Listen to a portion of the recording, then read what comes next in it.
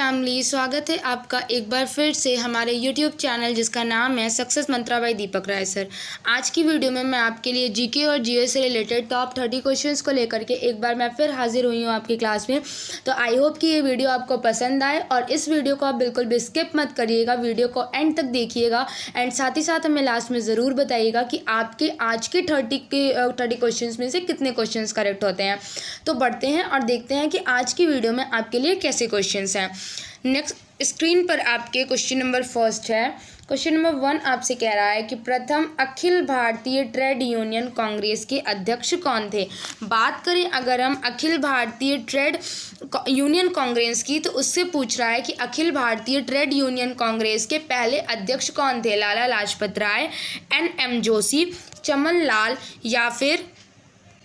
तो आपको बताना है इसका राइट आंसर, और इसका राइट आंसर क्या हो जाएगा। पहले भारतीय ट्रेड यूनियन कांग्रेस के अध्यक्ष कौन थे, लाला लाजपत राय। यानी अगर आपसे पूछा जाए अखिल भारतीय ट्रेड यूनियन कांग्रेस के अध्यक्ष कौन थे, तो तुरंत आपके दिमाग में आंसर क्या आना चाहिए, लाला लाजपत राय। अब अगर हम बात करें अखिल भारतीय ट्रेड यूनियन कांग्रेस की, तो ये आपको कहीं कहीं लिखा मिलता है AITUC। क्या मिलता है, AITUC। A for Akhil, I से इंडियन, यानी अखिल Indian trade union Congress.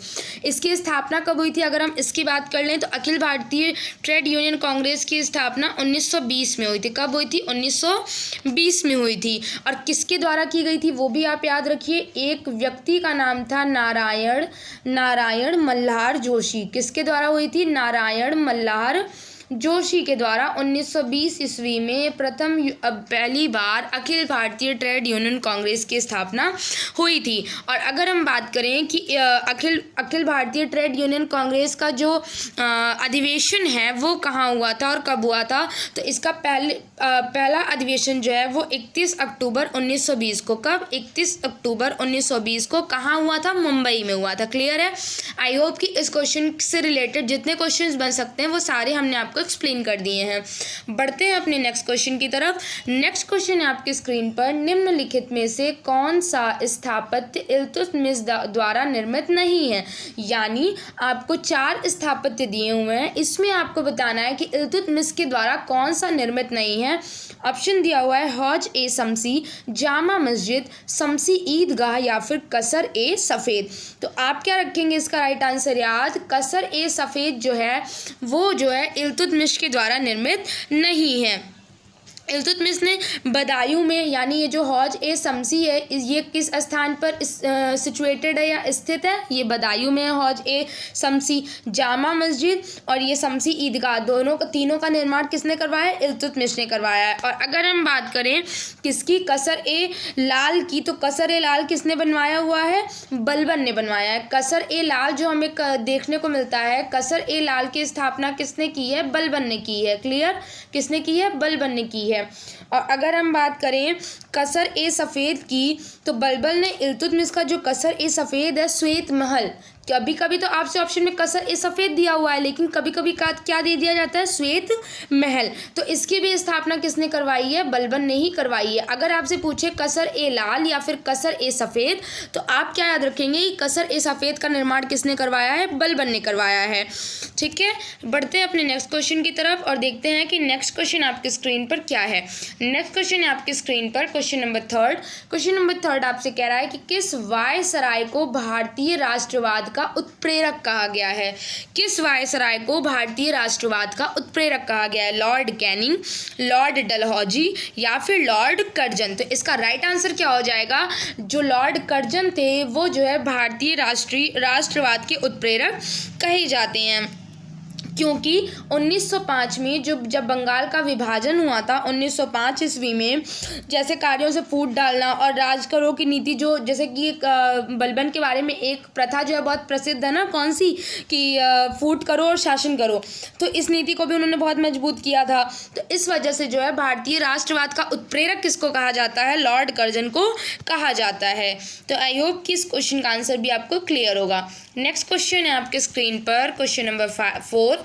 Question number 4 आपसे कह रहा है कि गांधी जी द्वारा दांडी यात्रा, बात करें अगर हम दांडी यात्रा की, तो गांधी जी के द्वारा दांडी यात्रा की कब प्रारंभ की गई थी? 15 अगस्त 1930, 12 मार्च 1930, 26 जनवरी 1930 या फिर 12 अप्रैल 1930। तो इसका राइट आंसर क्या हो जाएगा कि गांधी जी के द्वारा पहली बार दांडी यात्रा की जो है प्रारंभ कब की गई थी? 12 मार्च 1930 ईस्वी को की गई थी। कब की गई थी? 12 मार्च 1930 ईस्वी को। और कहाँ से? साबरमती आश्रम से। कितने सत्याग्रहियों के साथ में? 78। कितने? 78 जो है ये जो साथी थे उन्होंने सत्याग्रह के लिए में भाग लिया था।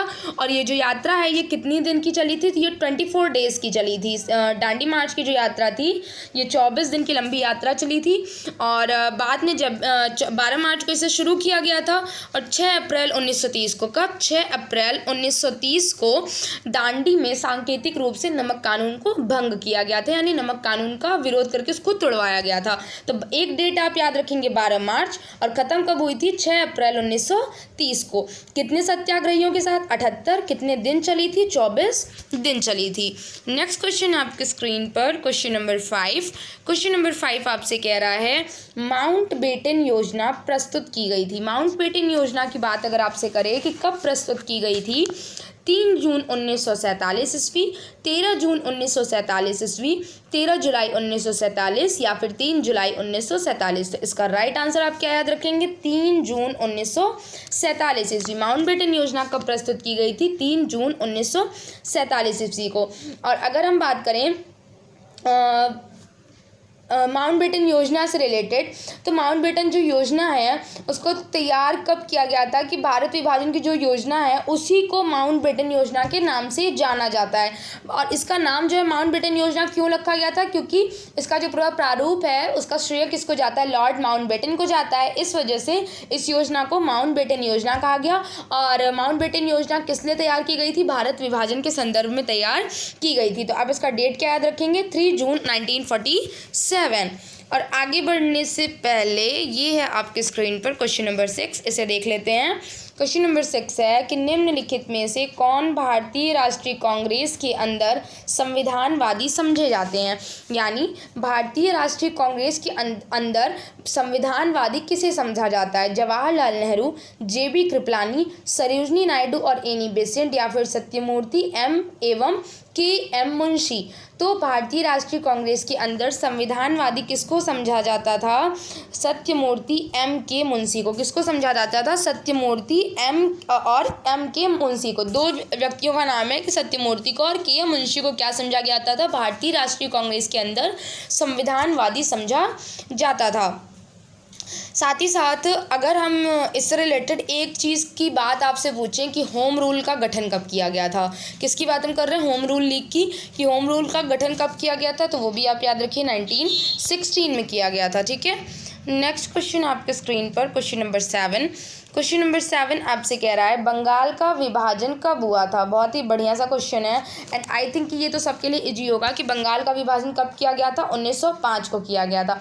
1905 तो सबको याद रहता है, बट अगर हम डेट पूछ लें कि बंगाल का विभाजन की डेट बताइए, एग्जैक्ट डेट, तो आप एग्जैक्ट डेट भी याद रखेंगे 1905 के साथ साथ 20 जुलाई। कब याद रखेंगे? 20 जुलाई 1905 ईस्वी को बंगाल विभाजन के निर्णय की घोषणा की गई थी। और इसको प्रभावी रूप कब बनाया गया था? ये 20 जुलाई 1905 को इसकी घोषणा कर दी गई थी कि बंगाल का विभाजन होगा। और प्रभावी कब बनाया गया था? 16 अक्टूबर को। 16 अक्टूबर 1905 को इसको प्रभावी बनाया गया था। और बंगाल विभाजन के दिन हम आपको अगर बताएं कि बंगाल विभाजन के दिन पूरे बंगाल में शोक दिवस के रूप में मनाया गया था। बंगाल विभाजन का जो दिन था उसको पूरे बंगाल में शोक दिवस के रूप में मनाया गया था। ठीक है। और उसके बाद जब रविन्द्रनाथ टैगोर ने इन्हें सजेस्ट किया, जब सारी चीज़ें सही हो गई थी, तो रविन्द्रनाथ टैगोर के सुझाव पर विभाजन के दिन को संपूर्ण बंगाल में राखी दिवस के नाम से मनाया जाने लगा। बढ़ते हैं अपने नेक्स्ट क्वेश्चन पे। नेक्स्ट क्वेश्चन है आपके सामने क्वेश्चन नंबर 8। क्वेश्चन नंबर 8 आपसे कह रहा है कि साइमन कमीशन भारत में कब आया था? बात करें अगर हम साइमन कमीशन की, तो पूछ रहा है आपसे कि साइमन कमीशन भारत कब आया था? वर्ष 1926, वर्ष 1927, वर्ष 1928 या फिर वर्ष 1929? तो आप क्या याद रखेंगे इसका right answer? Simon commission Bharat कब आया था? वर्ष 1928 में आया था। कब आया था? वर्ष 1928 में आया था। एग्जैक्ट डेट की अगर हम बात करें तो वर्ष 1928 के साथ साथ आप याद रखिएगा 3 फरवरी 1928 को साइमन कमीशन बम्बई पहुंचा था, यानी मुंबई पहुंचा था। क्लियर है ये चीज़? ठीक है। नेक्स्ट क्वेश्चन आपके स्क्रीन पर question number 9 and most important question आप इसे मान लीजिए कि यंग इंडिया पुस्तक के लेखक कौन थे। बात करें अगर हम यंग इंडिया पुस्तक की तो इसके लेखक आपसे पूछा जा रहा है। और एक चीज़ अपने माइंड में रखिए कि जहाँ पर भी आपको दिखे यंग इंडिया पुस्तक के लेखक, बस आपको क्या बताना है आंसर? तुरंत लाला लाजपत राय। लाला लाजपत राय जो है यंग इंडिया पुस्तक के लेखक हैं और इसी किताब में उन्होंने कांग्रेस की स्थापना के संबंध में एक सेफ्टी वॉल्व का सिद्धांत प्रस्तुत किया था। तो अगर कभी आपसे क्वेश्चन में पूछा जाए कि सेफ्टी वॉल्व का सिद्धांत किस पुस्तक में है या फिर किसने प्रतिपादित किया है, तो बस आप याद रखिए कि सेफ्टी वॉल्व का जो सिद्धांत है वो यंग इंडिया पुस्तक में है। और यंग इंडिया पुस्तक के लेखक कौन है? लाला लाजपत राय हैं। And the next question is on your screen question number 10। Question number 10 आपसे कह रहा है कि मौर्यकालीन प्रशासन में संवादवाह को क्या कहा जाता था। बहुत ही बढ़िया सा क्वेश्चन कि मौर्यकालीन प्रशासन में संवादवाह को क्या कहा जाता था? राजुक, प्रतिवेदक या फिर निकाय? तो आप याद रखिए संवादवाह को क्या कहा जाता था? प्रतिवेदक कहा जाता था। क्या कहा जाता था? प्रतिवेदक कहा जाता था। नेक्स्ट क्वेश्चन आपकी स्क्रीन पर क्वेश्चन नंबर 11। क्वेश्चन नंबर 11 आपसे कह रहा है कि भारत की स्वतंत्रता के समय भारतीय राष्ट्रीय कांग्रेस के अध्यक्ष कौन थे। बात करें अगर हम कि भारत की स्वतंत्रता के समय भारतीय राष्ट्रीय कांग्रेस के अध्यक्ष कौन थे? मौलाना अबुल कलाम आज़ाद, JB कृपलानी, डॉक्टर राजेंद्र प्रसाद या फिर जवाहरलाल नेहरू? तो क्या याद रखेंगे कि भारत की स्वतंत्रता के समय JB कृपलानी जो है वो भारतीय राष्ट्रीय कांग्रेस के अध्यक्ष थे। ठीक है। और अगर हम बात करें कि 1947 में कौन सा अधिवेशन हुआ था कांग्रेस का, तो कांग्रेस का 54वां अधिवेशन था। कौन सा? 54th जो है ये अधिवेशन था और ये 1947 के समय हुआ था, जिस टाइम भारतीय राष्ट्रीय कांग्रेस के अध्यक्ष कौन थे? JB कृपलानी थे। अगर हम बात करें कि कांग्रेस में सबसे लंबे समय तक अध्यक्ष के पद पर कौन रहा है, तो ये रहे हैं। कब से कब तक रहे हैं? मौलाना अबुल कलाम आज़ाद 1940 से 1945 तक। तो सबसे लंबा कार्यकाल अगर अब पूछा जाए कि कौन जो है सबसे ज़्यादा टाइम तक अध्यक्ष रहा है कांग्रेस का, तो आप क्या कहेंगे? अबुल कलाम आज़ाद। और अगर हम बात करें जवाहरलाल नेहरू की, तो जवाहरलाल नेहरू भी इससे रिलेटेड थे। जवाहरलाल नेहरू ने 2 बार अध्यक्षता की है। फैजपुर वाला जो कांग्रेस का अधिवेशन था उसमें अध्यक्षता किया था उन्होंने, और लखनऊ अधिवेशन जो हुआ था उसमें जो है कांग्रेस का अध्यक्ष ये रह चुके थे, जवाहरलाल नेहरू। नेक्स्ट क्वेश्चन आपके स्क्रीन पर। नेक्स्ट क्वेश्चन पर बढ़ने से पहले जो हम आपको एक स्पेशल सी इन्फॉर्मेशन हमेशा से देते आए हैं एंड हम आपको बताना चाहेंगे कि ऐसे लोग जो कि यूपी के किसी भी एग्ज़ाम्स की प्रिपरेशन कर रहे हैं उनके हर एग्ज़ाम में जो है जीके और जीएस पूछा जाएगा। तो अगर आपकी जीएस थोड़ी सी भी वीक है और आप चाहते हैं कि एक क्विक रिवीजन हो जाए एग्ज़ाम से पहले, तो आपके लिए ये बुक सबसे बेस्ट है, जो कि हमारे चैनल के माध्यम से आपके लिए तैयार की गई है, जिसमें आपको 5000 वन लाइनर क्वेश्चंस देखने को मिलेंगे, जो कि एकदम उस तरीके से तैयार की गई है कि कितने कम टाइम में आपके सारे जो है एरियाज, सारे टॉपिक वाइज चीज़ें आपकी कवर हो जाएं। इस अकॉर्डिंग में ये बुक आपकी तैयार की गई है एंड इस बुक का प्राइस जो है वो बहुत ही कम है, क्योंकि ये प्राइस आपको कितने की पड़ेगी? 49 + 6 रुपीज़ आपका ट्रांजेक्शन चार्ज होता है एंड एग्जैक्ट ये बुक आपको 55 रुपीज़ की मिलेगी। कितने की मिलेगी? 55 रुपीज़ की मिलेगी। तो अगर आप अपनी जीके जीएस को बहुत ही बेहतर करना चाहते हैं तो आप अभी तुरंत जाइए, वीडियो के डिस्क्रिप्शन बॉक्स में आपको इसका लिंक मिलेगा, आप उस लिंक से भी परचेस कर सकते हैं एंड साथ ही साथ हमारे चैनल के व्हाट्सएप ग्रुप पर भी आप मैसेज करिए तो आपको वहाँ पर भी इसका PDF प्रोवाइड हो जाएगा आफ्टर पेमेंट। तो मैं तो ये सजेस्ट करूँगी कि एक बार आपको ये बुक ज़रूर पढ़नी चाहिए फॉर जीके जीएस। बढ़ते हैं अपने नेक्स्ट क्वेश्चन पर एंड देखते हैं कि नेक्स्ट क्वेश्चन आपके स्क्रीन पर क्या कह रहा है। नेक्स्ट क्वेश्चन आपके स्क्रीन पर क्वेश्चन नंबर 11। क्वेश्चन नंबर 11 आपसे कह रहा है कि रविंद्रनाथ टैगोर ने अपनी नाइटहुड की उपाधि किस कारण से त्याग दी थी? जलियांवाला बाग की दुखद घटना के बाद, नागरिक अवज्ञा आंदोलन के क्रूर दमन के बाद, चौरी चौरा घटना या फिर भगत सिंह को फांसी दिया जाना। तो रविन्द्रनाथ टैगोर ने अपनी नाइटहुड की उपाधि क्यों त्याग दी थी? जब जलियांवाला बाग की दुखद घटना होने के बाद। अगर हम बात करें कि जलियांवाला बाग हत्याकांड कब हुआ था, तो 13 अप्रैल 1919 को। जलियांवाला बाग हत्याकांड कब हुआ था? 13 अप्रैल 1919 को, और जिसमें कि सैफुद्दीन किचलू और डॉक्टर सत्यपाल की गिरफ्तारी के लिए जो लोग विरोध कर रहे थे, इसीलिए वो जलियांवाला बाग में एकत्रित हुए थे। और जनरल डायर ने क्या किया कि उसने पूरे बाग को घेर करके फौजियों से निहत्थी भीड़ पर गोली चलाने का आदेश दे दिया था। तो इसी वजह से क्या हुआ था कि रविन्द्रनाथ टैगोर ने विरोध करने के लिए, विरोध के चिन्ह के लिए अपनी नाइटहुड की उपाधि जो है वो त्याग दी थी। नेक्स्ट क्वेश्चन आपके स्क्रीन पर क्वेश्चन नंबर 12। क्वेश्चन नंबर 12 आपसे कह रहा है कि लंदन में द्वितीय गोलमेज सम्मेलन के आयोजन का केंद्र का क्या था? किंग्सले पैलेस, बकिंगम पैलेस या फिर सेंट जेम्स पैलेस। तो आप क्या याद रखिए कि लंदन में जो द्वितीय गोलमेज सम्मेलन हुआ था उसका आयोजक का केंद्र कहाँ था? सेंट जेम्स पैलेस था। कहाँ था? सेंट जेम्स पैलेस था। और ये कहाँ पर था? लंदन में था। और इसमें जो है द्वितीय गोलमेज सम्मेलन कब से कब तक चला था? तो 7 सितंबर 1931 से 1 दिसंबर 1931 तक चला था। क्या? द्वितीय गोलमेज सम्मेलन। ठीक है। और इसी सम्मेलन में महात्मा गांधी ने एकमात्र कांग्रेस के प्रतिनिधि के रूप में भाग लिया था। तो कभी कभी आपसे क्वेश्चन पूछता है कि तीनों गोलमेज सम्मेलन में महात्मा गांधी ने किस गोलमेज सम्मेलन में भाग लिया था, तो आप वो भी याद रखिए कि द्वितीय गोलमेज सम्मेलन में महात्मा गांधी ने भाग लिया था। नेक्स्ट क्वेश्चन आपके स्क्रीन पर क्वेश्चन नंबर 13। क्वेश्चन नंबर 13 आपसे कह रहा है कि किसने कहा था कि हिंदू और मुसलमान भारत की दो आंखें हैं? ये कथन है दिया है और आपसे पूछा है कि किसने कहा था कि हिंदू और मुसलमान भारत की दो आंखें हैं? राशिद अहमद, सर सैयद अहमद खान, मिर्ज़ा गुलाम हैदर। तो आप क्या याद रखेंगे? जो सर सैयद अहमद खान थे उन्होंने ही कहा था कि हिंदू और मुसलमान भारत की दो आंखें हैं। बढ़ते हैं अपने नेक्स्ट क्वेश्चन पे। नेक्स्ट क्वेश्चन आपके स्क्रीन पर क्वेश्चन नंबर 14। बहुत ही अच्छा सा क्वेश्चन है कि निम्नलिखित में से किसने तीनों गोलमेज सम्मेलनों में भाग लिया था? महात्मा गांधी, मदन मोहन मालवीय, सरोजनी नायडू या फिर BR अम्बेडकर। तो आप क्या याद रखेंगे कि तीनों गोलमेज सम्मेलनों में किसने भाग लिया था? भीमराव अम्बेडकर ने भाग लिया था। और साथ ही साथ कभी कभी आप ये याद रखिए, ये तो बहुत ही फेमस है क्योंकि BR अम्बेडकर को सब जानते हैं कि BR अम्बेडकर ने तीनों गोलमेज सम्मेलनों में भाग लिया था। लेकिन BR अम्बेडकर के अलावा एक और ऐसा व्यक्ति था जिसने तीनों गोलमेज सम्मेलनों में भाग लिया था, तो वो भी आप याद रखिए, जो तेज बहादुर सप्रू थे। तेज बहादुर सप्रू, यानी दो व्यक्तियों का नाम अब आप याद रखेंगे, डॉक्टर भीमराव अंबेडकर और तेज बहादुर सप्रू। इन दो व्यक्तियों ने तीनों गोलमेज सम्मेलनों में भाग लिया था।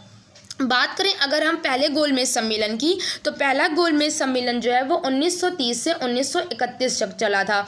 यानी कब से कब तक? 12 नवंबर 1930 से 13 जनवरी 1931 तक। कहाँ हुआ था? तो लंदन के सेंट जेम्स पैलेस में हुआ था। क्लियर है? बढ़ते हैं अपने नेक्स्ट क्वेश्चन पे। नेक्स्ट क्वेश्चन आपके सामने क्वेश्चन नंबर 15। क्वेश्चन नंबर 15 आपसे कह रहा है कि हिंदू विधवा पुनर्विवाह एक्ट किस गवर्नर के समय पारित हुआ था?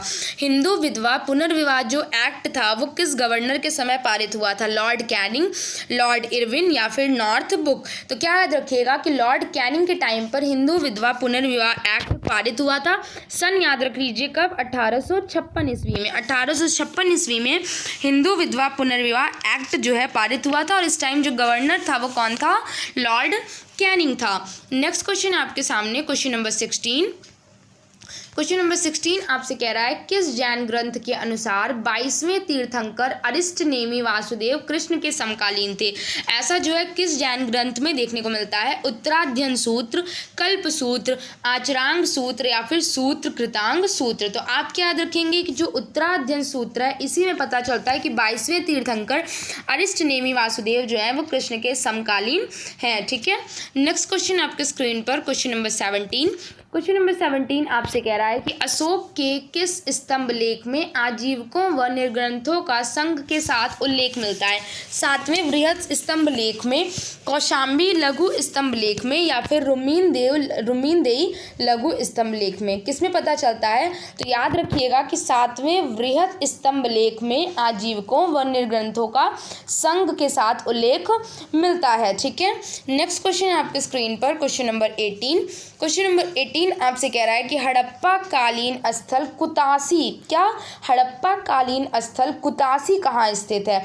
महाराष्ट्र में, पश्चिमी सौराष्ट्र में, पंजाब में या फिर हरियाणा में? तो जो कुतासी है वो कहाँ पर स्थित है? पश्चिमी सौराष्ट्र में। पश्चिमी सौराष्ट्र में राजकोट के मालिया तालुके में एक फुल्की नदी है, फुल्की नदी के दाहिने तट पर जो है ये स्थित है कुतासी, ठीक है। और इसके बारे में अगर मैं आपको बताऊं, इस टीले को स्थानीय तौर पर बीबी नो टिम्बो के नाम से जाना जाता है। किस नाम से? बीबी नो टिम्बो के नाम से जाना जाता है। Next question is on your screen. Next question है आपके सामने, क्वेश्चन नंबर 19। क्वेश्चन नंबर 19 आपसे कह रहा है कि अलाउद्दीन खिलजी के द्वारा प्रचलित बाजार नियंत्रण व्यवस्था की देख रेख किस विभाग के नियंत्रणाधीन थी? दीवान ए रियासत, दीवान ए रिसालत या फिर दीवान ए इंशा? तो दीवान ए रियासत जो थी वो जो है बाजार नियंत्रण व्यवस्था के अधीन थी, ठीक है। और मलिक याकूब को, किसको? मलिक याकूब को पहला दीवान ए रियासत नियुक्त किया गया था।